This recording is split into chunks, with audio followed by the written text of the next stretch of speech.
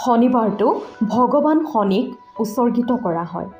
বিশ্বাসমতে যদি এজন ভক্তই শনিবাৰে সঁচা হৃদয়েৰে শনিদেৱৰ উপাসনা কৰে তেন্তে তেওঁৰ সকলো সমস্যা আঁতৰ হয়। শনিদেৱে ভক্তক কৰ্ম অনুসৰি ফল দিয়ে। যিজনে ভাল কাম কৰে তেওঁ ভাল ফলাফল পায় আৰু যিসকলে বেয়া কাম কৰে তেওঁলোকে বেয়া ফলাফল পায়। শনিৰ গতি আটাইতকৈ লেহেম। যদি কোনো ব্যক্তিৰ ওপৰত শনিৰ কুপদৃষ্টি পৰে তেন্তে তেওঁ দীঘলীয়া সময়ৰ বাবে সমস্যাৰ সন্মুখীন হ'ব লাগে। সেয়েহে শনিক সন্তুষ্ট কৰিবলৈ শনিবাৰে কিছুমান কাম কৰিব নালাগে। আজি এই বিষয়ে জানো আহক। শনিবাৰে এই কাম ভুলতো নকৰিব। ১ নম্বৰ, যদি আপুনি সুৰা আসক্ত তেন্তে এটা কথা মনত ৰাখিব, শনিবাৰে আপুনি ভুলতো সুৰা সেৱন নকৰিব।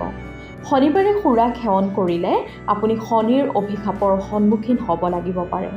২ নম্বৰ, এই দিনটোত পূব, উত্তৰ আৰু উত্তৰ-পূব দিশত ভ্ৰমণ নকৰিব।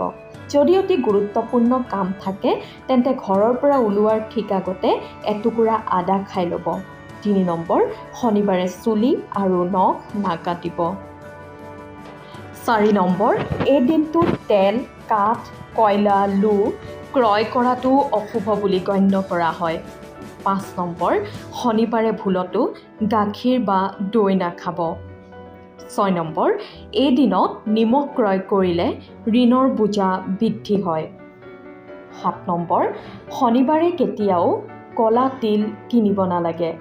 বিশ্বাসমতে এই দিনটোত ক'লা তিল কিনাটোৱে কামত বাধা দিয়ে।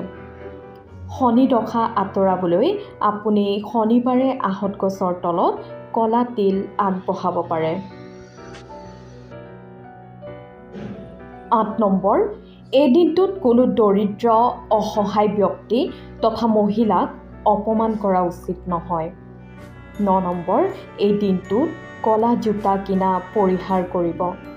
বিশ্বাসমতে শনিবাৰে ক্ৰয় কৰা ক'লা জোতাৰ ফলত কামত বিফলতা আহে। ১০ নম্বৰ, শনিবাৰে কেতিয়াও মিছা কথা নক'ব।